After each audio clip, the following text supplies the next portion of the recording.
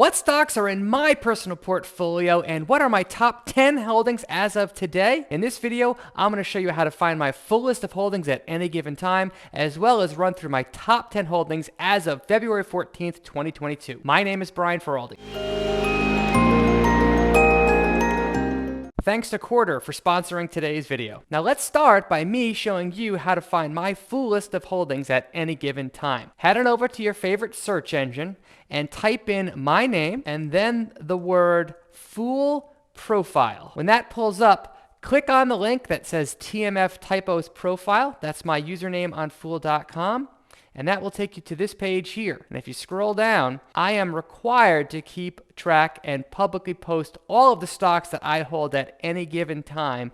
And I'm supposed to keep this list up to date whenever a transaction is made. So that will be a full list of all the stocks that I hold at any given time. By the way, the same is true of every Motley Fool employee, including people like David Gardner, one of the co-founders of the Motley Fool. So you can scroll down and see all the stocks that he holds at any given time too. So this is a neat trick to try out. All right, now before I show you my top 10 holdings as of today, there are a few caveats we need to go over. First, these numbers are not perfectly accurate. My personal record keeping has improved dramatically over the last 6 years, but many of these stocks were purchased more than 6 years ago.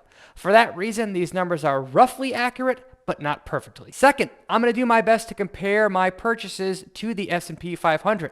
Now that's a little tricky because all of these stocks have been purchased multiple times, but yet again, I'm going to give you a rough idea, not a perfect idea. Third, I've trimmed my position in a handful of these stocks over the last couple of years. That further makes the return calculation a little bit difficult. And fourth, I know that some of you are going to be disappointed that fill in the blank stock is not currently a part of my top 10 positions.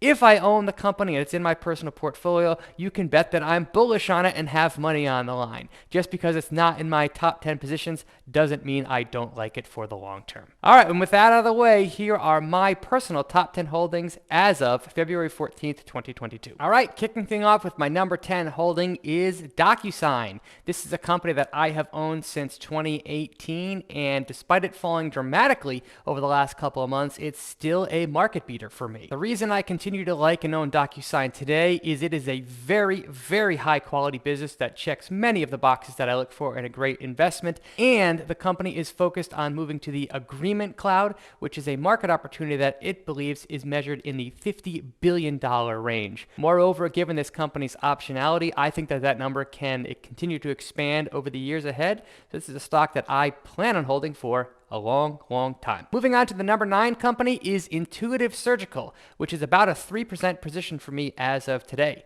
I have owned this company for about a decade, and my entire position, which I've added to many times over the years, is up about 400%, which whops the return of the S&P 500. Now, we did a deep dive video into Intuitive Surgical and why we like it so much, but the crux for me is this is an extremely high quality business with a wide and enduring moat, and they have a huge install base of their Da Vinci systems around the globe.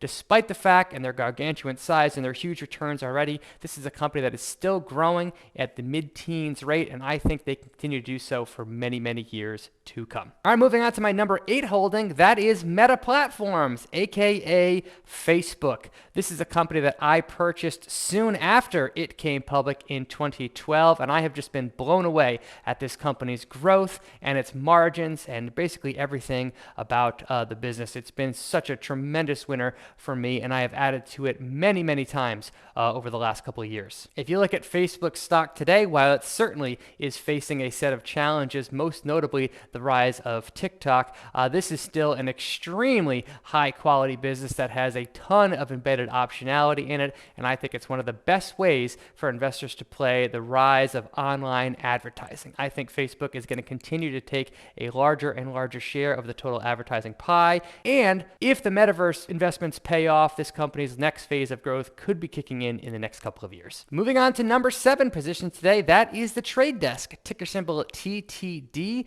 This is over a 3% position for me today, and it has been a mega winner. In fact, this stock has gone up so much that I haven't had a chance to add to it as much as I would normally have liked to it, and that's because it has just thumped the market ever since since it came public. Why do I invest in and own the Trade Desk today? This company checks almost every single box that I look for in a great investment, and I think that the shift to online advertising is still largely in its infancy, and I think the Trade Desk is in a prime position to continue to grow rapidly in the years ahead. All right, moving on to my number 6 position, Netflix, yet another company that has fallen on hard times recently. This is a company that I've owned for at least a decade, and it has been a monstrous winner for my portfolio. Currently over a 3% position for me, and that's despite the fact that I have trimmed this company numerous times over the last a couple of years. This company doesn't score as high on my quality checklist as other companies on this list do.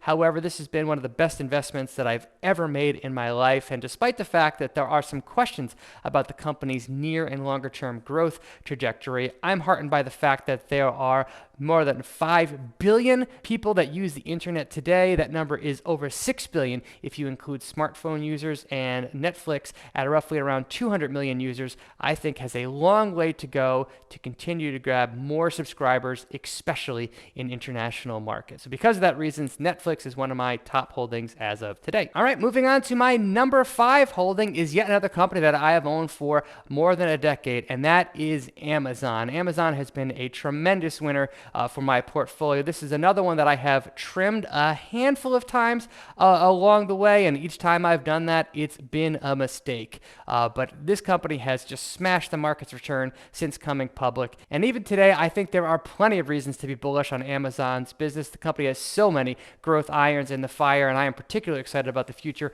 of Amazon Web Services. Overall, this company is an amazing, amazing high-quality business that I think can continue to grow for many, many years to come. All right, moving on to my number 4 position, and that is MasterCard, yet another company that I've owned for almost 10 years now and makes up more than 5% of my portfolio. MasterCard is one of the highest quality businesses on earth, and despite the fact that it's gargantuan in terms of size, this company is still growing at a mid-teens growth rate. I think it continued to do so for many, many years to come, and while the threat of cryptocurrencies is certainly something for investors to keep an eye on, I think that that threat will take many, many years to play out, and I look forward to holding this mega winner for a long, long, long time. Moving on to my number 3 top holding today, that is Google, aka Alphabet.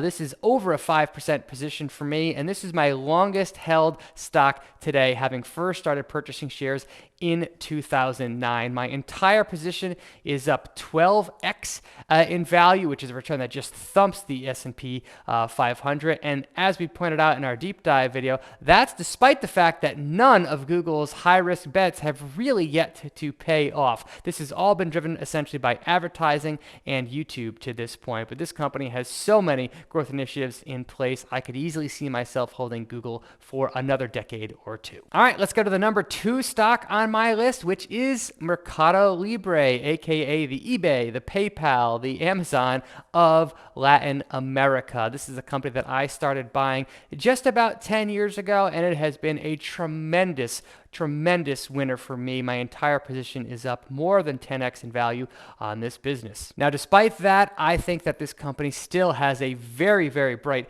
future ahead. The number of people that are online in Latin America still lower than many developed countries, and the share of spending that has gone online is also still below many developed countries. Given that, and the fact that this company is founder-led, has huge growth, and Mercado Pago has become a runaway smash hit, this is a company that I could easily see myself holding for many, many years to come. All right, let's talk about my number 1 position today, which is Tesla, which I would have never imagined in a million years would have happened when I first started buying shares of this company more than 10 years ago. But it has earned a number 1 position in my portfolio simply because the stock has been such a tremendous winner. Now, when I bought this company, it was an extremely speculative business with just one car on the road. Fast forward to today, and the company has executed very, very well against its stated business plan, and even today has more optionality embedded in it than almost any other company that I can think of.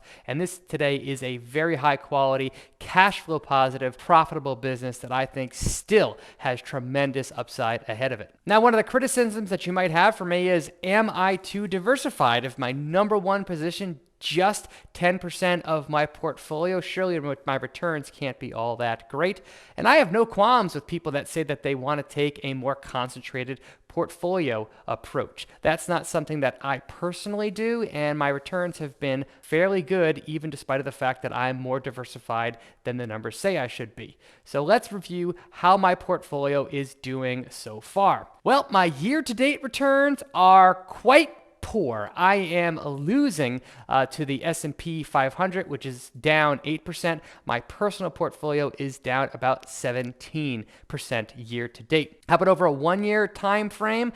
The numbers get even worse. My portfolio is down 23%, behind a positive 11% return for the S&P 500. So it's been a rough year for my portfolio. If we zoom out to a 3-year return, the numbers look a little bit better. My portfolio is up 92%. That is ahead of the 59% gain in the S&P 500. If you look over the 5-year returns, I have just about tripled my portfolio's value, which is ahead of the 87% gain in the S&P 500. And if you look over the 10-year returns, I am up 487%, which again is ahead of the 223% returns of the S&P 500. For that reason, I'm very happy with these numbers, and I think that stock picking is a worthwhile endeavor. But make no mistake, the last year has not been fun for my style of investing. Now, it's great to review these companies, and it's certainly fun to talk about some of my biggest winners